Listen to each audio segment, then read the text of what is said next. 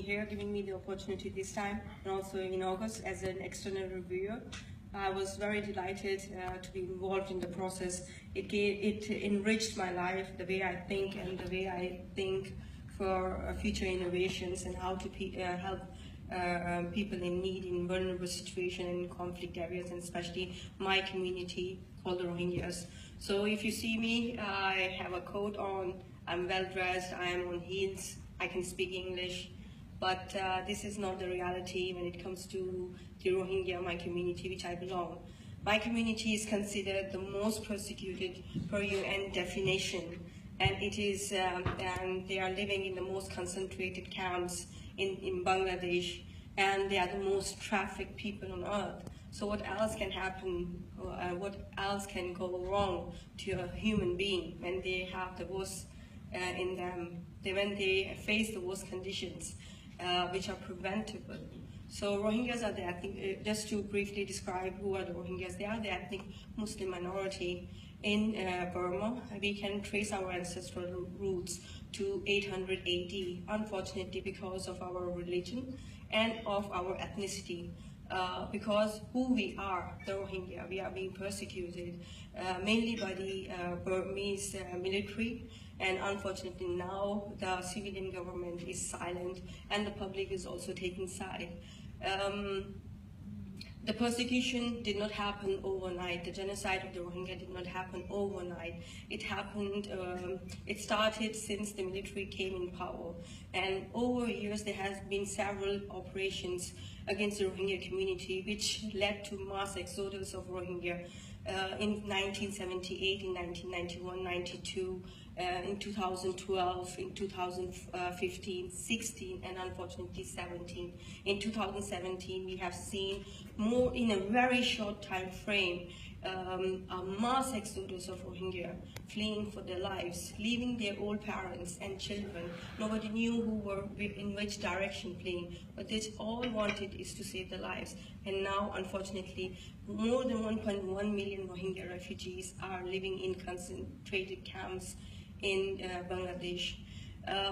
Out of these people, 80% are women and children, and 65% are children who have lost their parents. There are many women who are victims of gang rapes. Now they have given birth to children out of rape, which has resulted in Myanmar. It was like, for the Bangladesh government, we are very thankful. It was like, next day, suddenly you open your door and then 500,000 Rohingya refugees are standing in front of you. This is a man-made humanitarian disaster, which was preventable. So the aid agencies, the UN, UNHCR, refugee relief, and the government of Bangladesh, they were not prepared for such a man-made humanitarian disaster. So slowly people started showing their sympathy, and there was help. But this help was, they have provided the help to the central area of the camps. But as a Rohingya, I must say, there are still thousands of people in Bangladesh, in the periphery, where they don't have a normal meal, where they don't have proper sanitation, where the women cannot go to the toilet at night because there's no security, there are no lights, and children, they are without any future, without any education. Medical assistance, they don't see any medical assistance. MSF fields hospitals from Malaysia, from Dubai. There are few assistance medically, but they cannot provide 1.1 million Rohingya with this medical assistance. There's a huge gap. These people don't have any electricity at night.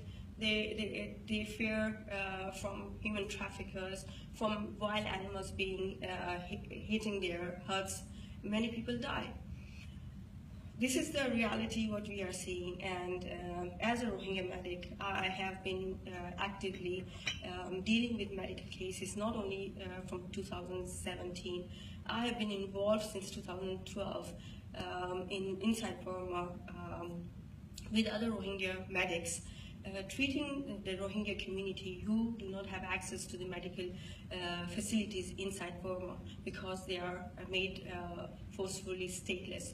And also, MSF was the only organization which were providing medical assistance to our community.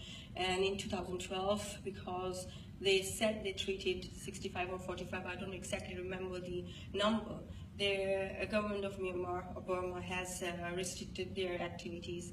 2014, they were partly able to resume their activities, but recently they have lost their license to do any activity, medical activity inside Arakan. This is where we Rohingya play our role. We try to empower whoever is left, who, for example, physician assistant, training them, empowering them how to treat patients. We assist them. Like, I am a big believer in telemedicine through my experience here. Telemedicine did work, and it is working, and this is how we are trying to save lives. Why am I talking all about this? There's for example, my community is under threat, and there are 350,000 Rohingya still remaining in Rakhine State who face forced starvation. The whole area is completely locked down. No international media can get in. There's no information coming in and out. It is only us, our people from grassroots level, who are filming themselves and sending the message and crying out for SOS sign. Also, the humanitarian assistance inside Arakan is not reaching out to our people. As Chris said, there is a problem in the delivery side. So we are facing, even if people are willing to deliver humanitarian aid inside Arakan, they are restricted. But there are other means, because 350,000 remaining. Why are they still surviving? If you think it is because of people like us who are trying to reach out to them. We know the channels, we know our problems, and we know how to solve them, and that's why they are still alive. The same thing in Bangladesh camps. There is a sanitation problem, there is a food aid problem, but still they're surviving. There is a medical assistance problem, but still they are getting, or at least we are trying to reach out to them and trying to help them.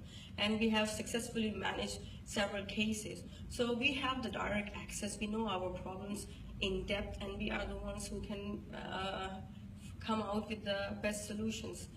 So coming back to the topic, why is it important to involve the affected people from conflict areas in project planning and evaluation? Because these are the people who face the problems 24 hours a day. They live the horrors 24 hours a day, and they have an insight to the problems, to the barriers they face, and they can give in-depth, active and thoughtful perspective and a solution to the people who are willing to help them. It is not when a president or a politician decides to help and lead a project, because the in-depth view of how we consider our problems is very much different from a politician or someone who is an academic. So it is very important for a humanitarian response to be effective, to be timely, and to be relevant, that they include the voices of the people who are really affected by the problem, who are facing it. So I request the donor community and also the ones who are leading the projects not to only plan the project themselves, but they should be a voice included from the affected community. I will share my experience with the Grand Challenge when I was invited in August this year, and I was very surprised. First of all, it was first time that any organization has done so.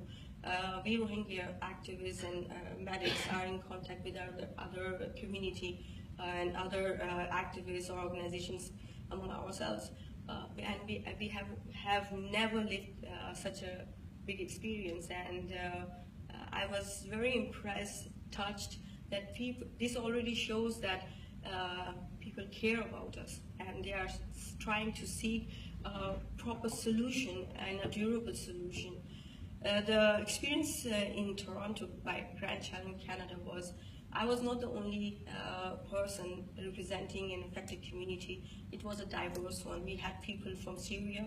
They were also Syrian doctors. We had people from Sudan, from Somalia. So when we reviewed the projects, I found that everyone was able to put a very thoughtful insight in evaluating the project, whether this project, maybe the project is grand, it is bold, but it's not practical and it might not function in the field. So it might not give the benefit to the affected people. And through the multilateral feedback from the diverse community, which was invited, the best and practical innovations were selected or even voted for. And I believe that this will bring a big change. So it is very important that no matter how much funds you put into a project, no matter how much of research you have done, unless you don't involve the affected community, you don't hear the voice, and even if you involve them in a minor way, this will not function. They should be from the beginning of a project, in project planning, in every step, project evaluation, because it's not only that you are being inclusive, it's also empowering them. You are also trying to give them or build resilience in them. You're providing them a hope. For example, I, as a innovator, I have a grant project, and I go and build a sanitation system inside Bangladesh. And after the monsoon comes, and then it floods the sanitation system, and then nobody is caring because people are not involved. If you involve the people from the camps, they know that they are directly involved, and they will make sure that the sanitation system resumes its function. So it is very important to involve the community. And it's not only one person, one representative from the community, it should be a diverse one, because the needs are enormous, and the needs should be universal. It should address the needs of the special people in need, the pregnant women, the children, and the elderly, the disabled ones. So every angle, every important person from the society should be included. This is what I feel it is important.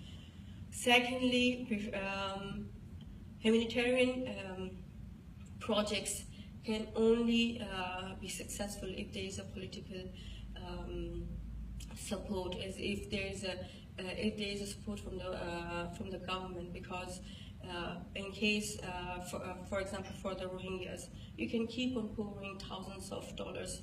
It is like a basket without the floor. You keep on pouring and pouring, and you don't know where the money is going, because unless the Rohingyas will not be, unless the government will not stop persecuting the Rohingya, people will continue to flee. Unless they don't get their citizenship rights back, they will be persecuted. There will be no access to medical care, to education, and these are the factors which will create a breeding ground for radicalization, for example, and people, when they are without hope, you lose the whole generation. So I'm very grateful to the Grand Challenge that I think this is one of the organizations which has really put an insight, and they really thought about the problem. And I think it is very, very important that the voices of the people affected are heard and not ignored.